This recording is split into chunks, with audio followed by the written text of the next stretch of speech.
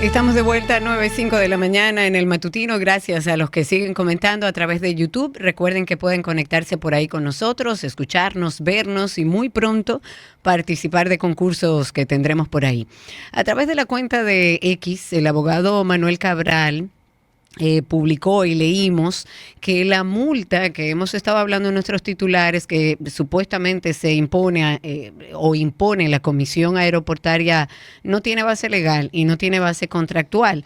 Estamos hablando de la ley número 8 del 78, aunque habla de sanciones, no se refiere a este tipo de situaciones. Es lo que establece este abogado.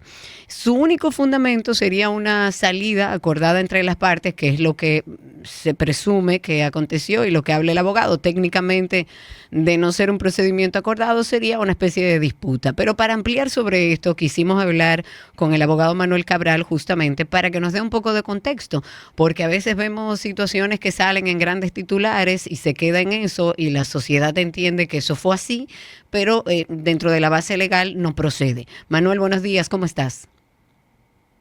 Bien, muy bien, señores. De verdad que agradecido y honrado de poder participar en este No, espacio. un placer Muy para bien, nosotros, por para Dios. nosotros también, claro que sí. A raíz de lo que Así planteé es. entonces a través de X, bueno, hablemos, ¿qué tan cierto es que esta multa de $5 millones impuesta por Aerodom No, no tiene a base legal ni Aerodom, contractual? Sí, exacto. Aerodom no tiene base legal ni Exacto. contractual. Nosotros hace unos días atrás con Yuri, no sé si lo conoces, Sí, claro, Yuri. bueno, Yuri Rodríguez. estuvimos hablando de esto y dice Yuri, señor, este contrato no amarra en lo absoluto ningún Nada, tipo de responsabilidad y nada. nada. Entonces, lo que tú estás diciendo ahora está confirmando todo eso. Adelante.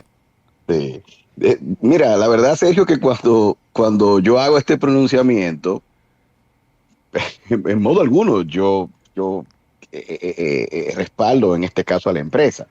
Claro. Cuando yo hago el pronunciamiento es con más pena, con más dolor de que esto no pueda ser algo que Que sea factible, que proceda, sea viable claro. desde el punto de vista jurídico, porque ¿cómo es posible que ante una situación como la acontecida, tenga que el Estado acudir a un procedimiento de disputa ante un arbitraje internacional para entonces discutir únicamente la terminación de ese contrato por lo que sería este incumplimiento a cargo de Aerodón? Cuando, señores, cuando una ley que fue, hay que decirlo, un traje a la medida para esa, Sí. entrecomillada renegociación, porque hay que decir, esa es una ley, la 6323, que el gobierno promueve para entonces renegociar este contrato sin tener que licitar.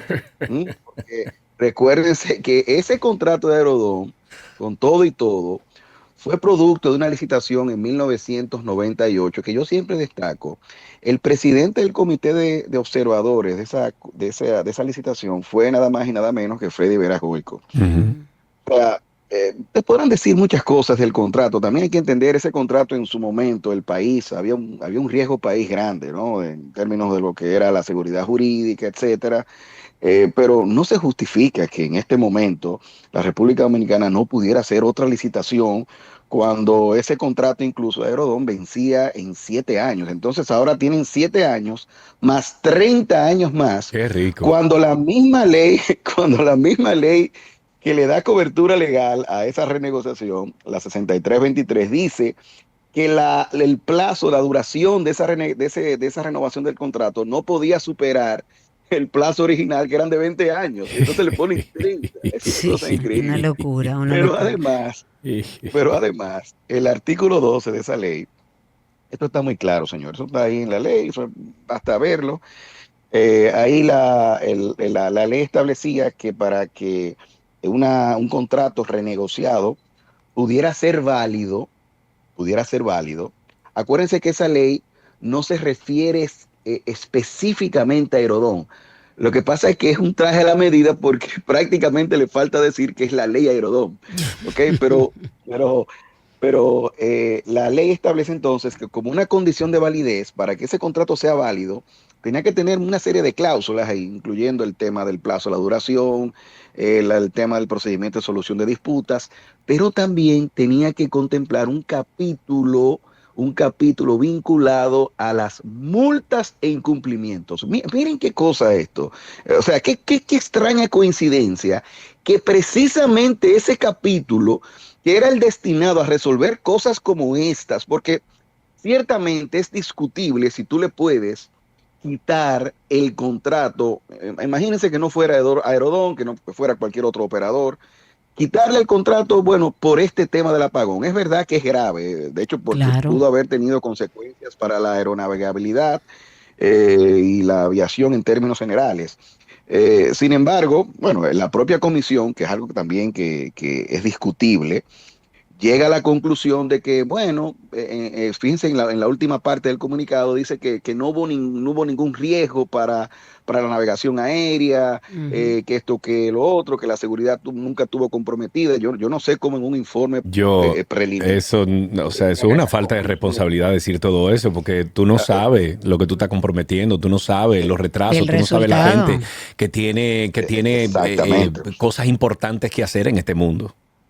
Exactamente. Entonces, cuando yo puse el tweet, para mí, lo único lógico, lo único que podía caber en la cabeza de una persona que mínimamente hubiese cursado al menos la introducción al derecho, era que eso era parte de un procedimiento acordado, es decir, que la empresa había aceptado la responsabilidad y que, bueno, habían decidido ponerle un nombre y apellido a esa falta, que eran $5 millones. Y bueno, y esa era la salida rápida al tema, sobre todo ahora que el gobierno, incluso los días festivos, tiene salidas como estas, tan creativas y eso. Y bueno, yo pensé, bueno, esa es la forma de matar ese tema, como se dice coloquialmente. Sin embargo, me entero en el día de ayer, muy bien informado me dice, no, la empresa desconoce todo esto.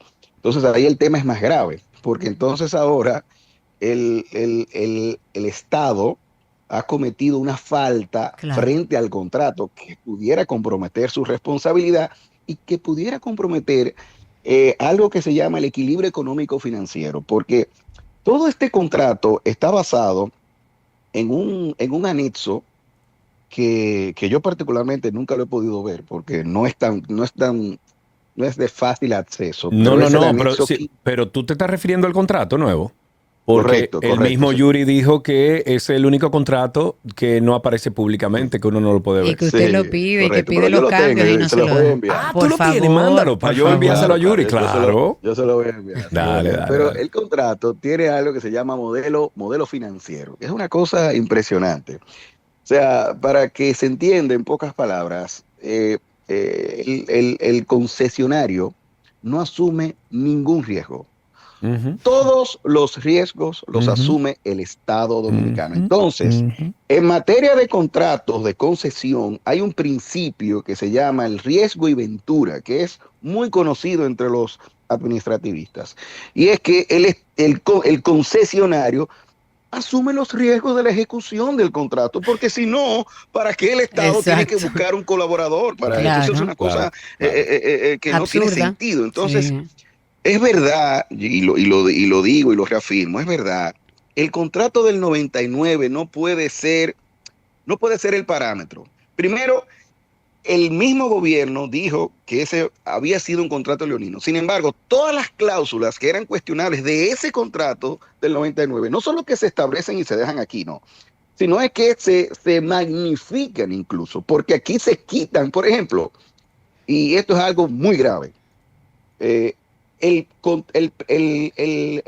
artículo segundo del contrato originario establecía la condición resolutoria automática en caso de incumplimiento, de un incumplimiento grave. Y en este caso, Eso se suprimió en este contrato. Se wow, suprimió en la renegociación. wow. Como también todo ese tema del canon, de la concesión, esos $775 millones, todo eso estaba supeditado al aumento de las tarifas, al aumento de las tasas aeroportuarias. Entonces, si no se daba eso, no procedía ese pago. Pero además, la obligación esencial, dice el contrato, es la construcción de la Terminal 4, la nueva terminal. Ujú.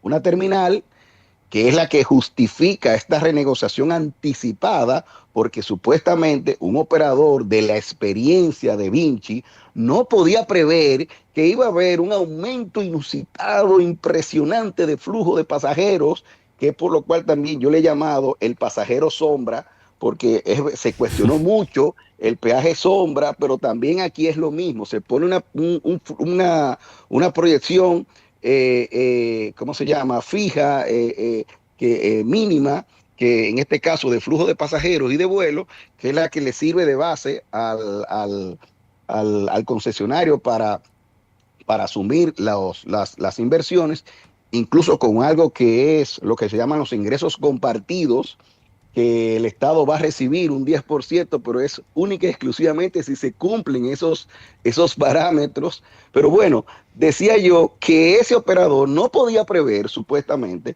que se iba a dar ese aumento en el flujo de los pasajeros.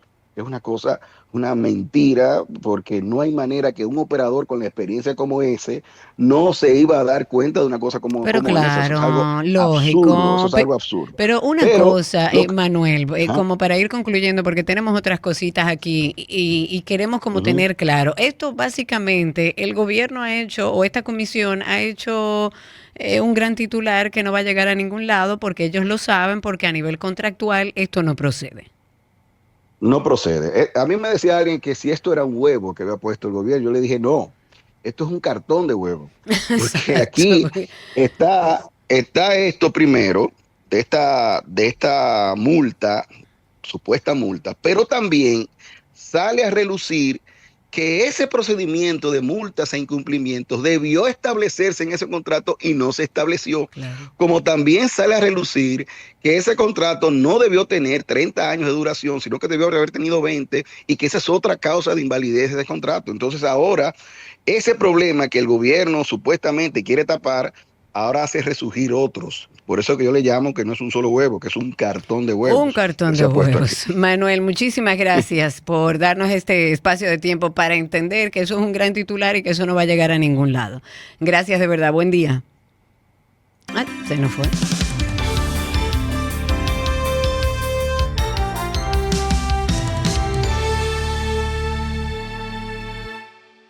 Despierta que ya es